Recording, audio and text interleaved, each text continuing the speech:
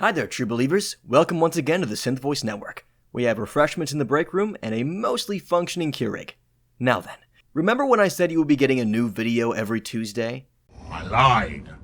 Well, moving on from that point of discussion, since I don't like to admit when I failed tremendously in one of my many goals, I gotta talk to you about something. Okay, so I love talking about Spider-Man, as you can probably guess. So I'm gonna keep doing that until the day I run out of ideas. But that day is not today, for I have another topic to discuss with you once you've fully woken up. You're looking a little groggy there, my friend. So, once that's in order, once you've huffed enough paint and watched enough Evangelion to freshen yourself up, allow me to present your eyes with a feast fit for kings. This glorious suit. Look at it.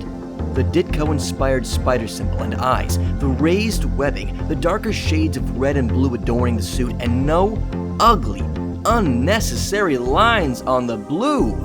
Holy hell, I hate these things. I just want to yank them off the suit. It'd look 1,000 times better. I'm sorry, I've been pretty vocal on social media about how much I really don't like the Stark suit. It's just not for me. And if it's for you, good, that's great. Absolutely more power to you. I would just like to be able to, see the webs on the suit most of the time. Yes, I love raised webbing. It's objectively better than flat webbing, and I will die on this hill. Now, before I do that, before I march into battle against the ooey-gooey smooth brains who believe in flat webbing supremacy, let me tell you a little something about this design that you may not have seen quite yet. This suit was created for Tom Holland to wear on the set of Captain America: Civil War, but due to time constraints as well as worry about its overall design among executives, it wasn't used in the final product. So yeah, this suit is god tier for me, and that's why it depresses me to no end to know that it was tossed aside in favor of completely CGIing Tom Holland. As we all know by now, the MCU doesn't seem to know when enough is enough when it comes to CGI. Even going so far as to throw it into places where a real actor would have done just fine. This is all over Homecoming, by the way, and I'm sure that even if we'd gotten this lovely piece of practical goodness, it would have been drenched in a mess of CGI. But hey, maybe not. Maybe if it had made it into the final cut. The precedent of completely CGIing Holland's practical suit out of every single scene wouldn't have begun in the first place. We wouldn't have started down this road, and it would have led to more practical costume scenes for the sequels. Alas, what could have been, dear viewer. It doesn't help to dwell in the past, but for the life of me, I can't stop coming back to this thing.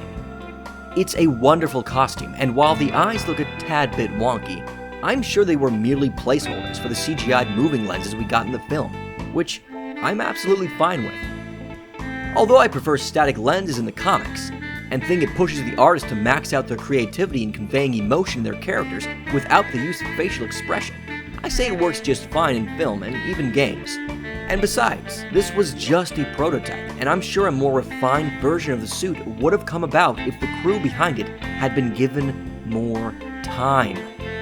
But we just gotta pump out at least one of these bad boys every year. We have no time to refine anything, just CGI it, it'll be fine.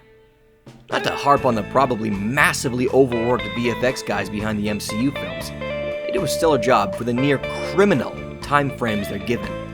I just think that with more time and less over-reliance on CGI, genuinely spectacular costumes like this wouldn't need to be thrown in the trash in favor of more computer-generated meh.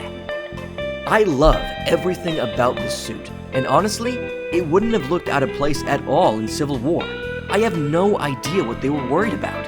It makes sense to me that Stark would have something made rather quickly for Peter, and not exactly put his all into it, since he knows Peter already has powers and has been doing this gig for months now, and at this point in time, I don't believe that he would program all the stuff we would see in Homecoming into a suit that he probably figured was only going to be used once.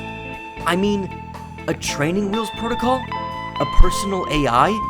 Just a simple costume would do, with some touches of his own, like the dynamic eyes and maybe a touch-up of Peter's web shooters. Would it be so much to ask for just a suit?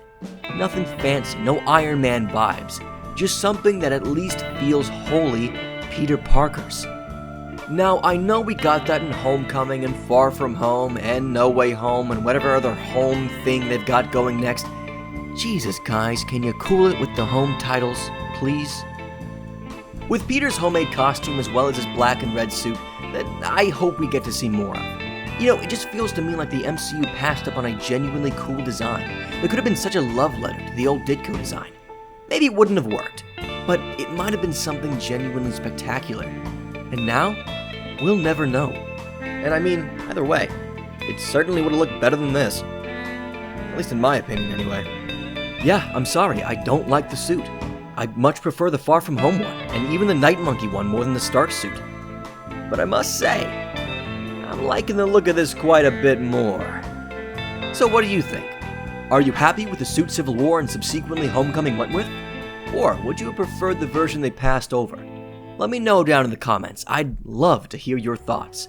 And hey, another question. What would you have changed about this suit, or any of the other Holland suits for that matter?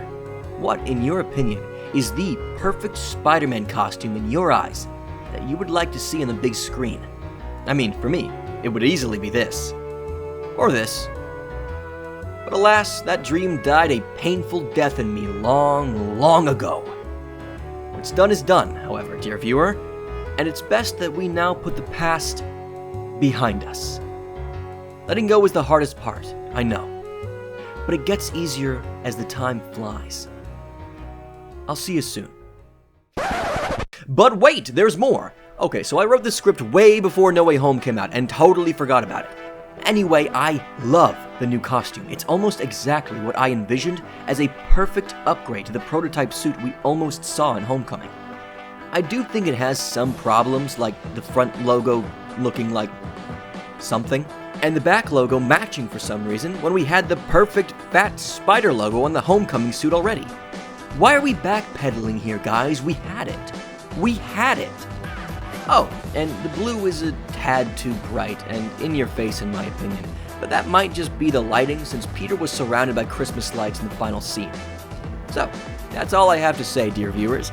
This is the Synth Voice Network, as always, signing off for the night. And hey, don't let the door hit you on the way out.